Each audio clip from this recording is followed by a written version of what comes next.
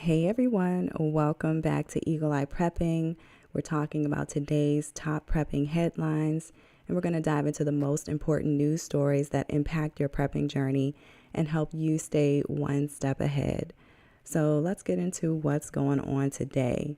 We're going to revisit the conversation about the strike at the ports along the U.S. That's something that's really, really going to impact a lot. Every single day that the gentlemen are okay. So my feed is doing something funny. Bear with me. But anyway, we'll go ahead and get into the story, and I'll get back into the video in just a second. So, all right, here we go. Hope you all are doing well. All right, there we go. So right now, what's going on with the strike is that the longshoremen are requesting a pay increase of $5 per hour every year for over a 6-year contract, as well as a ban on port automation.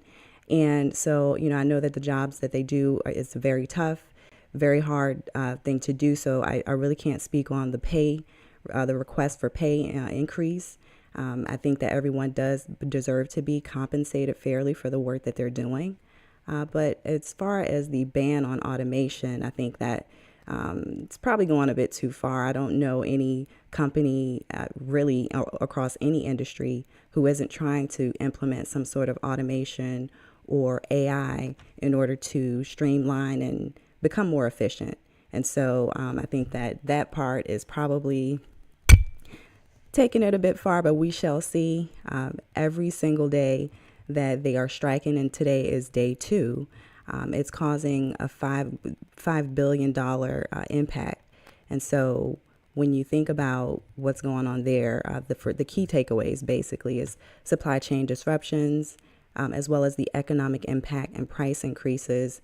And then when you think about what's going on with the government, the White House is actually supporting the strike, which could prolong the disruption. So preppers should stay informed about the government response and any federal intervention that might influence the duration and the severity of the strike.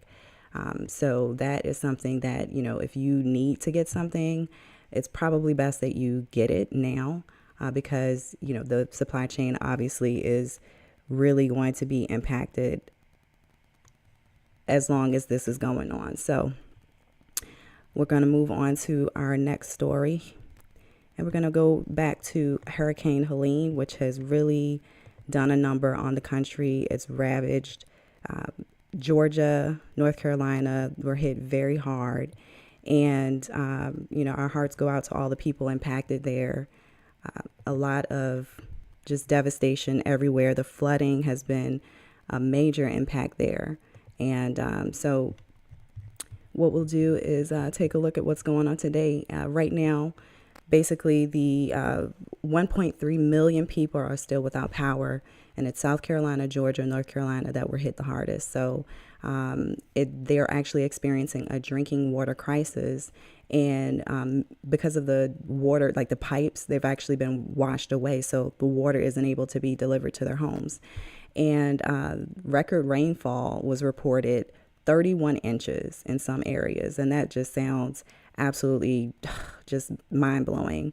And so the communities have been devastated, and officials fear that the event may surpass previous death tolls, the records set by previous tropical storms. So key takeaways for preppers: water and power independence, excessive power outages and water delivery systems damaged. Preppers should focus on water purification systems, backup generators, and solar solutions. So storing large water reserves and having alternative sources like water catchment systems can ensure a reliable supply during emergencies like this.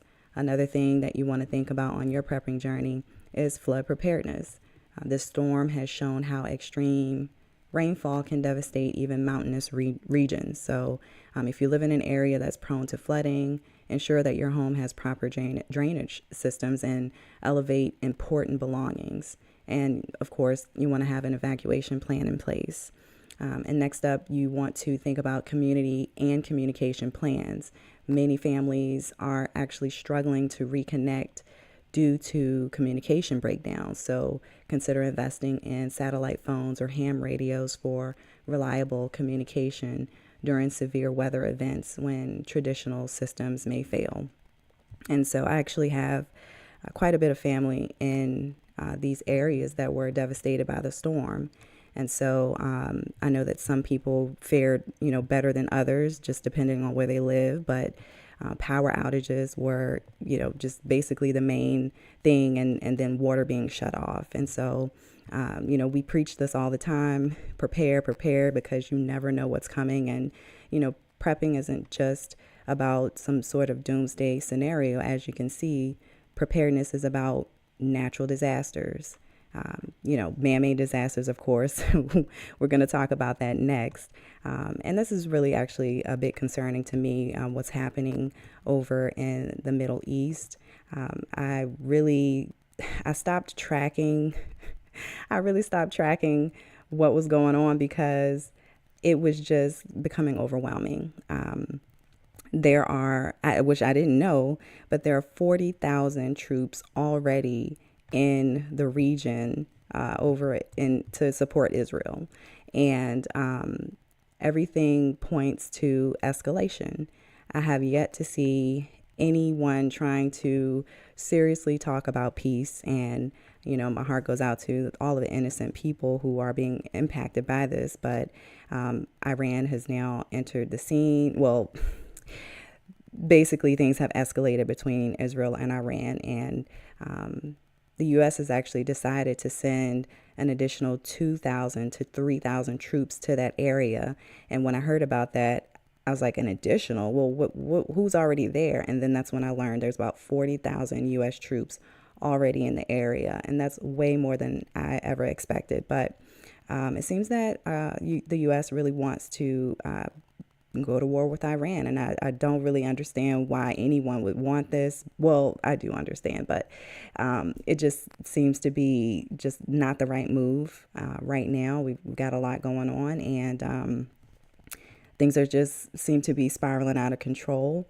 But as a result of all of that, look at what we have here. Oil prices surged to over 3% as Israel-U.S. vow retaliation for Iran attack. And so this just came out this morning. And so oil prices are on the rise on fears of Middle East supply disruptions. And so I don't know if you've noticed, but I've noticed that gas prices have been falling precipitously right after that failure of a debate with Kamala Harris and Donald Trump. I just, the next morning, I saw regular gas for $2.99. I never really know what premium is. Where I live, they never post the premium price. They only post the regular gas and the diesel price. So I never really know what I have to pay when I get to the pump, but I do notice that the prices have been falling for the regular gas. And so when you're thinking about what's going on in the Middle East, I would say the key takeaways for that is to think about energy and fuel preparedness. The rising oil prices amid Middle East conflicts could lead to higher fuel and energy costs globally. Preppers should consider stocking up on fuel reserves, exploring alternative energy sources like solar power, and reducing dependency on external fuel supplies. So, of course, when you think about fuel reserves, you definitely want to follow protocol and be safe with that. That's a conversation for another day. And another key takeaway is awareness of international conflicts. The rapidly escalating conflict between Iran, Israel, and the U.S. could impact global markets and supply chains. And I feel like I've said that word at least 30 times already in this one conversation. But it's really, it's something you don't think about, because if you're just the person who just goes to the store and you're, used to things being there, and you don't really put much thought into understanding what's going on an international level. It's you could be hit hard because you're not really paying attention. But obviously, if you're here on this channel and you've lasted this long into the video, my second live stream, one that was clearly I've had challenges in the very beginning. Hopefully you're still able to take away a lot from this talk. But preppers should stay informed about geopolitical developments and consider the potential long-term effects on food, energy, and financial stability. And lastly, another thing you want to look at when you're thinking about this conflict in the Middle East is financial and supply chain impact. Of course, that there's that word again.